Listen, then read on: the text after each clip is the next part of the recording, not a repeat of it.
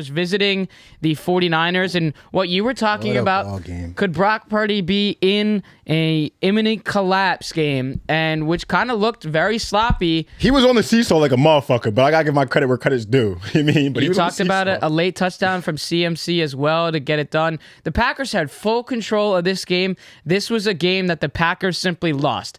In my opinion, not where the 49ers won it. The Packers lost it 24-21 49ers as they go back to their second straight NFC Championship appearance. I feel for Jordan Love, man, because like through like 65% of this game, he was playing immaculate. Like some of the that he had that one deep throw like on the sideline to Romeo Doubs where he scrambled to the left a little bit and put that on a dart on the sidelines. And he was making all the throws, like really everything that we've seen from him over the last couple of weeks when this offense has really started to click. And then really he made two mistakes the entire game, and that's what cost him the game. The interception ball was just a bad throw. I think it was behind crossbody. Behind the first one. I mean, the first one, they're up 21-14 with the ball, kind of still controlling the game. And then I think it was it's either Musgrave or Kraft. I can't remember. I think it was Musgrave. Just threw it behind him. He's wide. He's open for the first down, and they get the pick there. I think it turned into a San Fran field goal, and then of course everyone's gonna focus on that last interception. And it's funny. I mean, I know when it happened, Favre wasn't a Packer anymore, but it's hard. It's hard not to compare it to that Favre interception against the Saints in the NFC Championship. It's the same play. Same throw.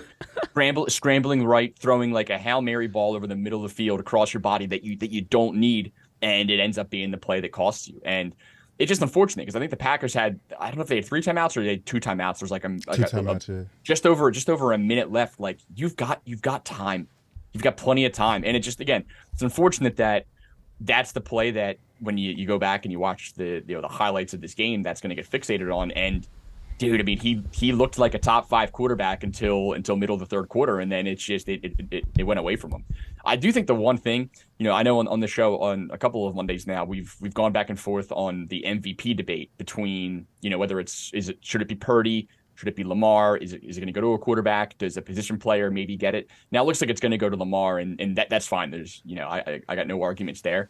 But like Christian McCaffrey is the only reason that the Niners won this game. I mean, thank you.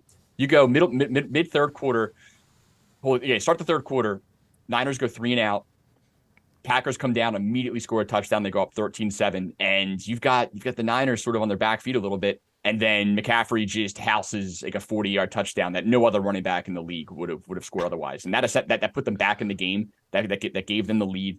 And it's hard to not watch this Niners team and go, yeah, that guy is far and away their best player and their biggest difference maker. Yeah, 100%, 100%. And this playoff series always delivers. Like since we were younger, Colin Kaepernick versus Aaron Rodgers still delivering 10 years later. And it's funny to watch Matt LaFleur post Aaron Rodgers era look like more of a wizard in the play calling game. I mean, they were doing that toss power with Aaron Jones time and time again, and just gashing them. Packers are going to go back and look at this film though and be like, we wasted so many opportunities. Like halfway through third quarter to the end of the game, like constant stall outs, third down. I think there was one big third and 2 Jordan Love missed Aaron Jones over the middle that was wide open. There was one that was, I think they were past the 50-yard line. It was like 3rd and 9, another missed opportunity. Like they're going to look back at this game, even with the mistakes, and just be like, damn, we look at this one get out of our hands. Like we had these motherfuckers on the ropes. Romeo Doubs in his first 2 playoff games is winning versus all the top corners. Like that tore up Dallas, was having great reps versus Charvarius Ward all game. That was something that was crazy to watch. Brock Purdy, I'll say I wasn't impressed at all by his performance in totality. What I was impressed by Brock Purdy was his ball placement and decision in the clutch. Like that ball to Jawan Jennings over the middle on 3rd and 10 with the game on the line was the best throw I've ever seen Brock Purdy throw. There was another one. Chris Conley was wide open, but on the drive that led down to the touchdown at the end of the game, gotta have it. Chris Conley corner, perfect ball, perfect timing. There was a 3rd and 6. I think the drive you touched on in the third quarter before when the Packers started out, hit George Kittle on like a 3rd and 6 across the middle. George Kittle takes that 35 yards. That sets up the Chris McCaffrey touchdown. That completely changed the game. If they stall on that 3rd and 6, it's probably game over. And he did look uncomfortable in the rain. was wiping his hands and missing balls, and there's a couple misses that were really bad that almost cost the game. Almost picks it. I mean, Darnell Savage, we got to catch that pick on the first play of the game. That could have changed the game too. But when they needed him the most, he did come through. So I will give that to Brock Purdy. But it was really Christian McCaffrey that was keeping them in second and manageables and third and manageables, making sure he couldn't make the biggest mistakes he could. But I got to give a shot. I mean, the Packers have something brewing over there, bro.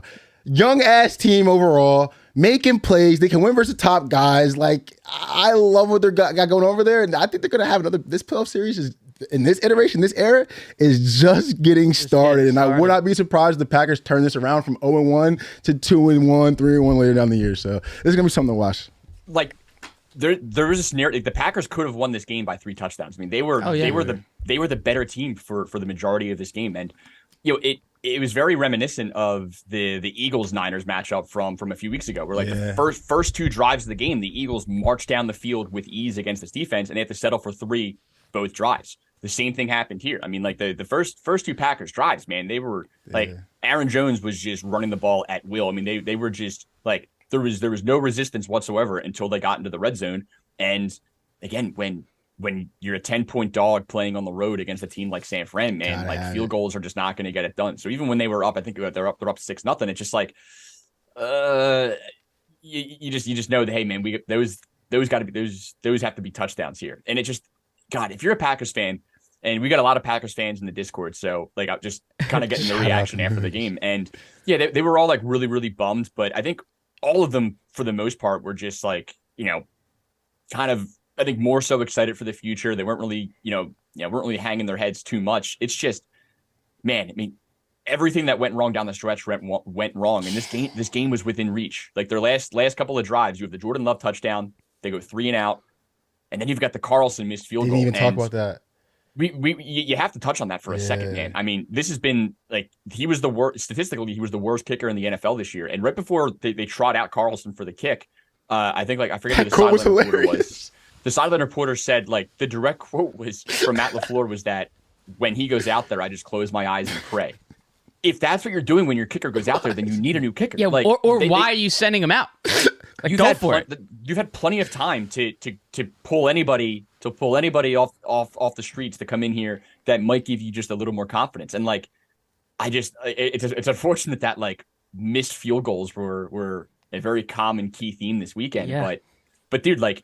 You saw this coming. LaFleur saw this coming, and if that's the case, like how is he still the guy?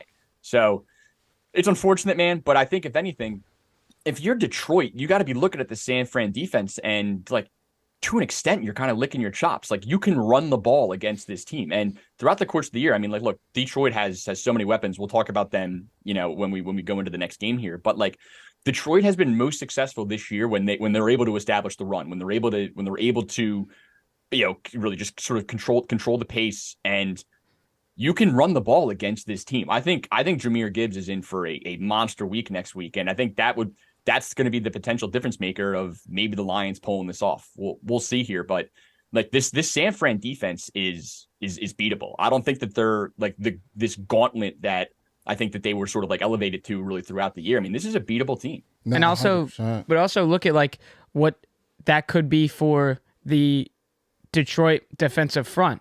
I mean, we contain Brock Purdy. We make him make some unrealistic decision making, and this is our game too because our pass rush is going to get to Brock Purdy. And it also goes to the point too, if the Packers are able to pull this game off, we get to see a division rivalry game in an NFC Championship game where the Packers get to go to Detroit. But I also want to bring it back to Brock Purdy again just because I'm going to give him some props here just for that throw to George Kittle, the touchdown throw, breadbasket throw, wide open, makes a throw. That's a great throw. But also the lack of, I guess, slight communication errors with Brandon Ayuk. And so I go back to the one throw where Ayuk is going onto the left side of the field. He's wide open, and Brock Purdy just takes one look and just yucks that ball 40 yards out of bounds. That's grounding. I mean, yep. That's grounding right there. I'm surprised. And you saw there was a discussion with the refs after that, but the decision-making with Ayuk was not really there. The communication was not really there. And you look with the Debo injury and what this could mean. We already saw some reports saying that this is the same injury that sidelined him for 2 weeks. He said he might be able to go, still probably going to end up being a day-to-day game time decision. But at the end of the day, do you gamble with him to play and risk hurting this more if they were to win and go to the Super Bowl? Or do you sit him and then he would get all of this week off, all of media week off? No. And then you go to the Super Bowl. No, like if he's able to play, he plays, and if he's not, he's not. I don't think you're like. I think the entire decision is just going to be based off of I think it's going to be probably on Debo. Like, hey, like can you play through it? Or are you ready? I don't think there's any logic around potentially resting him and getting him ready, because like I doubt that they're going to feel that complacent going into this matchup. You talk about the again, the Packers lost this game. Yes. The refs didn't lose them this game, right. But my God, the refs completely sandbagged them on like, God, just off the top of my head, like three or four very, very key plays. Their second drive where they ended up turning it over on downs. The spot on third down was awful. It was an inch away. It was an inch away, and then so they got crushed on the third down spot, and then like I've watched 100 replays of this. Like Jordan Love got the first down, did he not? Like, arguably, yeah. Yeah. It's either 1 inch or a first down. Yeah, that should have been a first down for Jordan Love, and then there was like a busted screenplay with a lot of pressure on Love, and he threw it, and like Aaron Jones was like somewhere within the vicinity, and the refs talked about it, and they ended up throwing the flag for grounding, and then they don't throw the flag on that Purdy play, which then led to they scored like 2 plays after that. And again, I'm not saying this was like ref show. That's why the Niners won. The Packers still had ample opportunity to win this game, and they choked it away. But man, Niners got a lot of love from the Zebras this game, and it's hard to argue against that. No, 100%. And one thing about this game that was hilarious, I wanted Dre Greenlaw to fumble that ball so bad. What are you doing, yo? Him and Fred Warner had a great game, flying around. They were getting beat on the tosses, whatever, but they're flying around, hitting out, getting turnovers, getting a hand on ball. And Dre Greenlaw is just out in space in his mind, running around like he's about to score in a flag football game. Like, I wanted him to fumble that ball so bad just for the comedy. Well, they talked about it too. They asked Fred Warner in the press conference, and he told me he wanted to get a pick 6, so he was trying to run it back. No. And then they talked to Greenlaw himself, and he's like, yeah, everyone, when I was running with the ball, all I was hearing from my teammates when I'm running is, go down, go down, go down. What are you doing? Yeah, so that was a little funny way to kind of ice the game there.